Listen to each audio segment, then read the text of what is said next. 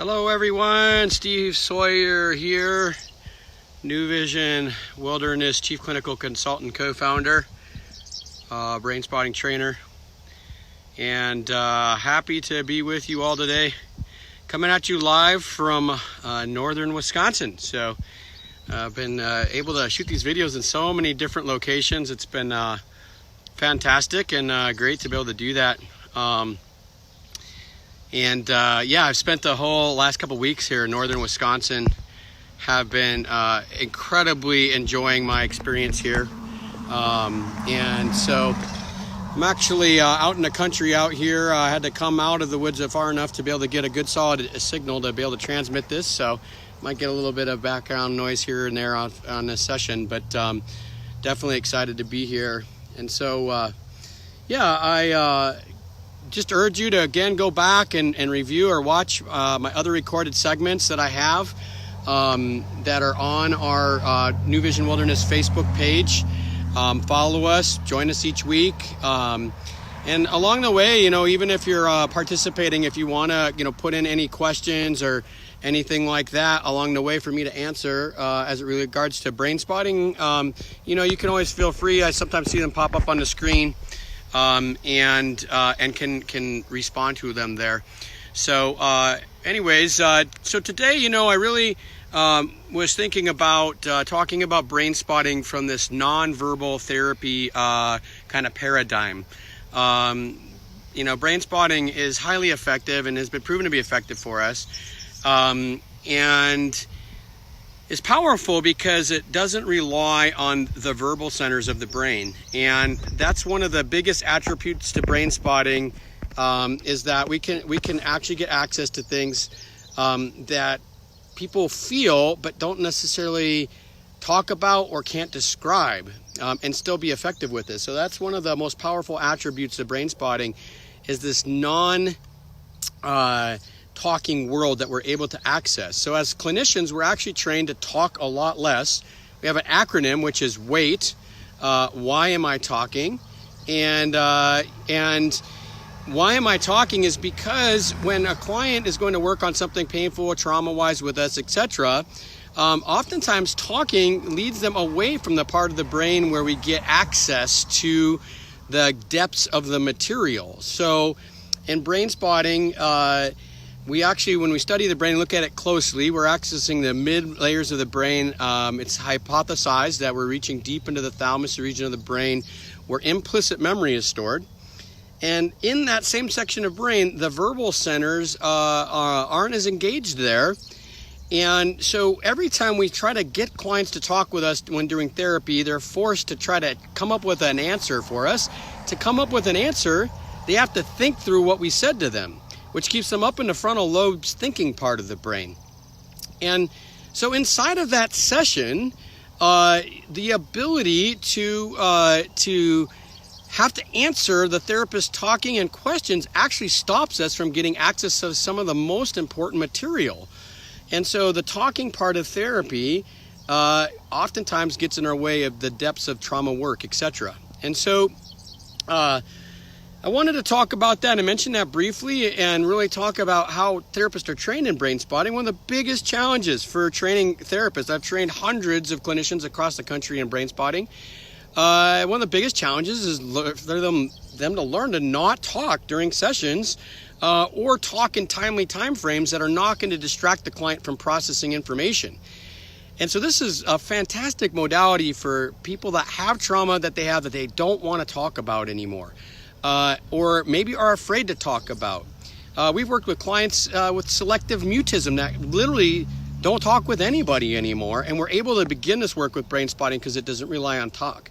It's a physiological approach. We're focused on the physiology of the brain and the body with psychological consequences, meaning that the outcome generally psychologically is a very big positive benefit. So in brain spotting, we practice WAIT. Why am I talking? We ask ourselves why we're talking as a clinician. Is it for us to be sure about what's happening? Is it for us to try to make the client feel better? Is it trying to make ourselves feel better, to ask a question so we have the answer, so now the therapist feels better about what's going on inside of this extensive trauma work, etc.? So the process of talking during therapy is oftentimes about distraction from the pain we need to work on. And so in this session, I was going to talk about a young woman. It was actually this week out in Wisconsin Northwoods. I've been filling in for one of our therapists, treating all of our adolescent girls here at the Wisconsin program. And I thought, well, I had a wonderful session out there, brain spotting, that led to really profound healing for a young woman who, you know, comes from a world where, you know, people are untrustworthy. Their actions speak louder than their words on a regular basis. And so brain spotting is a great therapy for that, because we're really allowing her to tell her world and her experience instead of, you know, me translating that for her or dictating that to her. In this session, we got very quiet in this session. And I call the session Leaning on the Tree, because this whole time, the student was sitting there in this session. She's kind of leaning up against this giant, great big tree behind her, a giant maple tree. And she's leaning against this tree, and you could just tell as she leaned into that tree that she knew it was there, on and off supporting her through the whole session. And she was leaning into that tree on and off more through that session than she would even know. A lot of times when we get access to this implicit kind of emotional trauma world, you know, the client's awareness of what they're doing kind of dissipates. And so she would get very quiet and be in processing, and then she would lean into this tree, and you would see her do it kind of repetitively throughout the session, and that's why I call it leaning into the tree. And what that was nonverbal support. So I could tell a client that I'm supporting you in your therapeutic work, but in this situation, she felt the support of the tree that was behind her. And that's what the most amazing thing about wilderness therapy is that the wilderness is, you know, either challenging in the process or very supportive in the process. And this was one of those moments where I could see directly that nature was one of the biggest supporters of the process. And she would go into this deep work, and then she would lean into that tree. And then she'd go into some more deep work, and she'd lean into that tree. And even in the span of the setup of this, we were talking about the pain that's in her life in relationship to her family. We didn't talk about what the specific pains were a lot. It was really just focused on the physiology, experience of emotional pain that she has with her family continuously, and us focusing in on that and seeing what comes up. And in that, she began to talk about how her family wasn't available to her fully on an emotional level. And, you know, we talk about trauma as oftentimes about these events that people go through and experiences with those events. But we also understand, and Gabor Mate and my time together this last couple of years has really shaped this, which is the event is far less impactful as the aloneness inside of that event. So this girl's parents' availability to her to be a support in her life has been the most troubling aspect of what she's been going through, more than even what she's been going through. And so she mentioned that a little bit, and then started off with the brain spotting. And we'd sit quiet for a good chunk of time, sometimes 15 minutes. And I'd check in with her at some point, just noticing where you're at now. And she would say, the first time I said that, she said, "Mother." That's all she said. She didn't talk to me about her mother. She didn't tell me what she was thinking about her mother. She was in her head with her mother, and she was going through whatever she was going through there. Another 10 minutes elapses, and maybe even 15, and I check in with her. "What's coming up for you now?" "My dad." Goes quiet again. Goes quiet for another extended period of time, a little bit less time. This time was maybe more like 8, probably minutes or so. Checking with where you're at now. "Brother." And inside of the session, I literally had no idea exactly what memory she was working on. She was working on all of them, about mom, all of them about dad, all of them about brother. This is what we see in brain spotting oftentimes, that we process immense amount of memory content, and it's done rapidly because we're not holding them to just that one memory. So she's working through each of those, and by the end of it, her sensation of hurt in her chest had went from, she reported it as a 7 or an 8 in the beginning, went down to a 4, asked her to focus in on that 4, sat longer, quiet. Then it was at a 2. And then she started looking around in this profound way, looking around at the trees, looked at me, and I said, "What's coming up for you now?" And she said, "It's gone." And I said, "Well, there's a thing that we do in brain spotting. We really want to make sure that that aggravation in the nervous system is gone, is that we kind of pushed towards that even deeper. Okay, really focusing in on that where it was before. Notice where it is now. And she said it's happy. And so we took something that was painful and hurtful, and by focusing in on it and staring at the pain related to it, it went from extreme hurt, 7 or 8, which is pretty painful and disturbing, to no longer painful. And her openness, this girl had been very, very, very, very quiet throughout her entire journey, kind of struggling to be open in therapy sessions, talking with her therapist, not very conversational, kind of withdrawn. After that session, her therapist was sitting there right with me.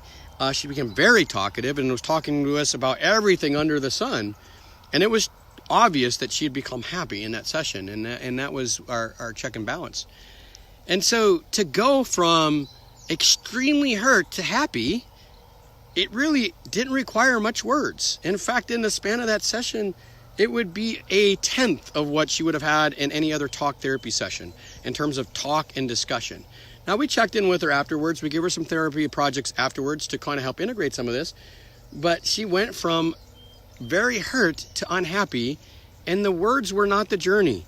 And so I always share this with therapists as I'm training them in brain spotting, or as we're talking about brain spotting with parents, with students that are in our program, that talk is not how we get from very hurt to happy. We get from very hurt to happy by focusing in on all the key contributing factors that create that hurt. And by us going all the way into those and all the depths and the details of them, we turn to happy. And along that way, we just support them. As a therapist, our role in that session is to be a support. I'm there, I'm quiet, I'm here, I'm hearing your story. If you need to tell me, I'm just here holding space for you. If you don't need to tell me, and we don't have to tell them any of that, it's just our presence. And in that, she found another support. She began leaning to that tree. And at the end of that session, she looked around up in that tree. I saw her look up in it. And there was a beautiful picture of her sleeping under that tree after that session. She reported she was very tired and exhausted afterwards. And we just left her some time to look at some of her mail she had gotten from her family so she could feel maybe some of that support that is there. And she literally fell asleep with her canine, our canine Moose in that expedition underneath this tree. It's a beautiful picture. I gotta still check to see if it's a picture I can share. Maybe watch out for that on the Facebook page. And she was able to go into a restful state that she hadn't really been in a long time. She's a very hurt, very anxious individual. Didn't like to talk much, but was always on the move, always moving around. And she went from that into this restful, peaceful sleep right after the session. Came back around, and now my staff are faced with a different challenge. Instead of talking too little, she's talking an awful lot. When I left in there yesterday, this is a day after the session, she was talking with all of her peers and the staff almost nonstop, which meant that she really was happy. So anyways, I hope that's a good story for you. This kind